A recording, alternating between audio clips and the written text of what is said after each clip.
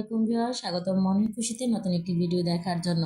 আজকের বিষয় হচ্ছে ক্লাস 3য় শ্রেণী থেকে 5ম শ্রেণীর বাচ্চাদের 21শে ফেব্রুয়ারি আন্তর্জাতিক মাতৃভাষা দিবস উপলক্ষে উপস্থিত বক্তৃতা।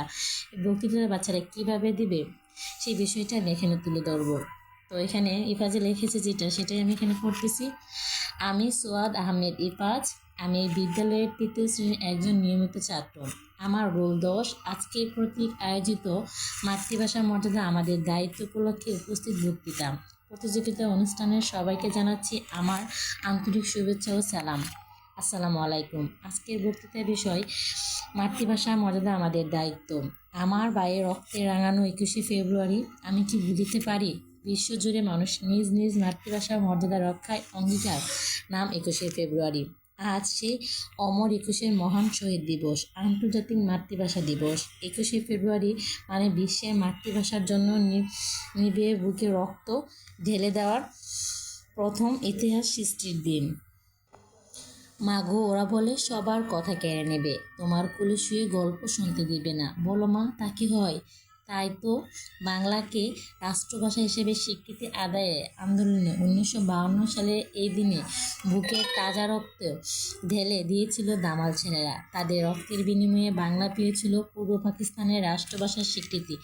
মায়ের ভাষা বাংলাকে কেড়ে নেওয়ার প্রতিরোধে ফুঁসে ওঠে পূর্ব বাংলার ছাত্র জনতা। এর প্রতিরোধ 21শে ফেব্রুয়ারি 144 ধারা ভঙ্গ করা হয়। ছাত্রদের বিক্ষোভের মুখে পুলিশের গুলিতে ছাত্রদের মিছিলে গুলি চালায়।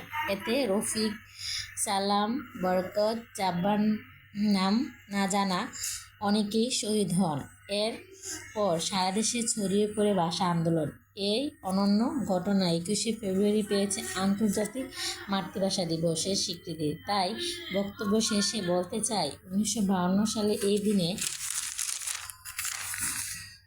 ভাষা শহীদদের এসেছিল স্বাধীনতা। তাই আজ লাখো বাঙালি সবটুকু আবেগ ঢেলে দিয়ে স্মরণ করেছে 21শে ফেব্রুয়ারি। সবাইকে এতক্ষণ মনোযোগ সহকারে আমার বক্তব্য শোনার জন্য ধন্যবাদ। আল্লাহ হাফেজ। কথা হচ্ছে, ক্লাস 3তে পড়ে বাচ্চার জন্য এই উপস্থিত বক্তৃতাটা অনেক বড়। যদি আপনি ছোটো করে লিখতে চান তাহলে এখান থেকে শর্টকাট করে আপনি লিখে নেবেন। আমি এখান থেকে এই কাজকে আরও ছোটো করে বাচ্চাকে লিখে দেবো। কেননা উপস্থিত বক্তৃতা 2 থেকে 3 মিনিটের মধ্যে বলা লাগে, বাচ্চা এটা দেখে বলতে গেলেও দেখবে অনেকটা সময় লাগিয়ে ফেলবে। তাই আমি চিন্তা করছি এটাকে আরও শর্টকাট করে ছোটো করে তাকে লিখে দেবো, যেন সে এটা সহজে বলতে পারে। ভিডিওটা কেমন লাগলো কমেন্ট করে জানাবেন। ভালো থাকবেন, সুস্থ থাকবেন। আল্লাহ হাফেজ।